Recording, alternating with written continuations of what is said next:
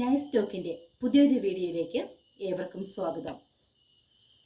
കഴിഞ്ഞ 2 വീഡിയോകളിൽ നമ്മൾ കണ്ടത് കുട്ടികളിൽ കാണുന്ന പെരുമാറ്റ വൈകല്യങ്ങളെക്കുറിച്ചായിരുന്നു.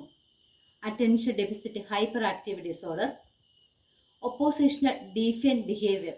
ഈ 2 പെരുമാറ്റ വൈകല്യങ്ങളെക്കുറിച്ച് നമ്മൾ മനസ്സിലാക്കി കഴിഞ്ഞു. ഇന്ന് നമ്മൾ ചർച്ച ചെയ്യാൻ പോകുന്നത് കുട്ടികളിൽ കാണുന്ന കോണ്ടക്ട് ഡിസോർഡർ എന്ന ഒരു വൈകല്യത്തെക്കുറിച്ചാണ്. സാധാരണയായി പെൺകുട്ടികളെക്കാൾ കൂടുതൽ ആൺകുട്ടികളിലാണ് ഈ ഒരു പെരുമാറ്റ വൈകല്യം കണ്ടുവരുന്നത്. ഇത്തരം സ്വഭാവ വൈകല്യങ്ങളുള്ള കുട്ടികളിൽ സാധാരണയായി അമിതമായ ദേഷ്യം, വാശി, അനുസരണമില്ലായ്മ, എടുത്തുചാട്ടം, അതുപോലെ തന്നെ ചെറിയ ചെറിയ കാര്യങ്ങൾ കട്ടെടുക്കുക, വീട്ടിൽ നിന്നും ഇറങ്ങി പോവുക, മറ്റുള്ളവരെ ഒക്കെ ഉപദ്രവിക്കുക, കൂട്ടുകാരെ അല്ലെങ്കിൽ വീട്ടിലുള്ളവരെ തന്നെ ഉപദ്രവിക്കുക, അക്രമാസക്തമായ ഒരു സ്വഭാവം കാണിക്കുക, ചെറിയ ചെറിയ കാര്യങ്ങളിൽ പോലും കള്ളം പറയുക, മറ്റുള്ളവരുടെ സാധനങ്ങളൊക്കെ മോഷ്ടിക്കുക. അത് നമ്മൾ ചോദിച്ചാൽ അത്തരം കുട്ടികൾ ഒരിക്കലും സമ്മതിക്കുകയില്ല, അത് ആ കുട്ടികൾ എടുത്തതാണെന്ന്.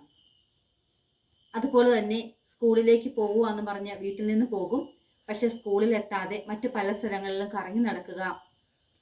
വളരെ ചെറുപ്പത്തിൽ തന്നെ സബ്സ്റ്റൻസ് അബ്യൂസ് ഒക്കെ യൂസ് ചെയ്യുക, മദ്യം, മയക്കുമരുന്ന്, പുകയില പോലെയുള്ള ഉൽപ്പന്നങ്ങൾ ഉപയോഗിക്കുകയും അത് കൂട്ടുകാർക്കൊക്കെ ഷെയർ ചെയ്ത് കൊടുക്കുകയും ചെയ്യുക. ഇത്തരം കാര്യങ്ങളാണ് ഈ ഒരു കോണ്ടക്ട് ഡിസോർഡറിൽ പെടുന്ന കുട്ടികളിൽ സാധാരണയായി കണ്ടുവരുന്നത്. ഈ കുട്ടികളുടെ ഒരു ജീവിത സാഹചര്യം നമ്മൾ നോക്കുകയാണെങ്കിൽ പലപ്പോഴും മദ്യപാനികളും കുടുംബത്തിൽ സമാധാനമില്ലാത്ത അന്തരീക്ഷത്തിൽ വളരുന്ന കുട്ടികളായിരിക്കാം.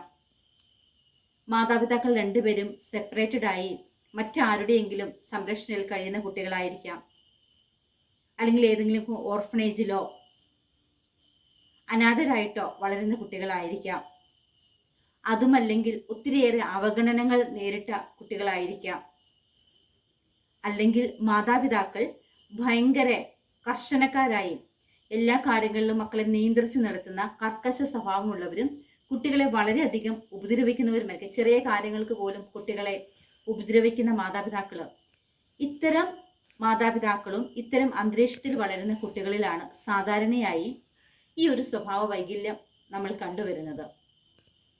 ഇത്തരം സ്വഭാവ വൈകല്യങ്ങൾ കണ്ടു കഴിഞ്ഞാൽ അത് 3 ഘട്ടങ്ങളിലായിട്ടാണ് സാധാരണയായി ഉണ്ടാവുന്നത്.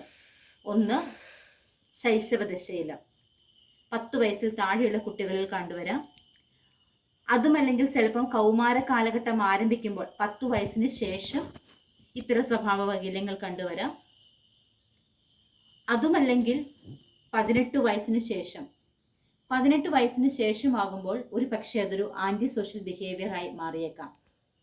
അപ്പം മറ്റേത് പ്രശ്നത്തെ പോലെ തന്നെ ഈ ഒരു പ്രശ്നത്തെ കൃത്യസമയത്ത് കണ്ടുപിടിക്കുകയും കൃത്യസമയത്ത് വേണ്ടതായ ചികിത്സയും കൗൺസിലിങ്ങും തെറാപ്പികളുമൊക്കെ കുട്ടികൾക്ക് കൊടുക്കുകയാണെങ്കിൽ വളരെ നന്നായി ആ കുട്ടികൾക്ക് അവരുടെ പ്രശ്നങ്ങളെ ഓവർകം ചെയ്യാനും സമൂഹത്തിൽ വളരെ അന്തസ്സായി മാന്യമായി ജീവിക്കാനായിട്ട് അത്തരം കുട്ടികൾക്ക് സാധിക്കും.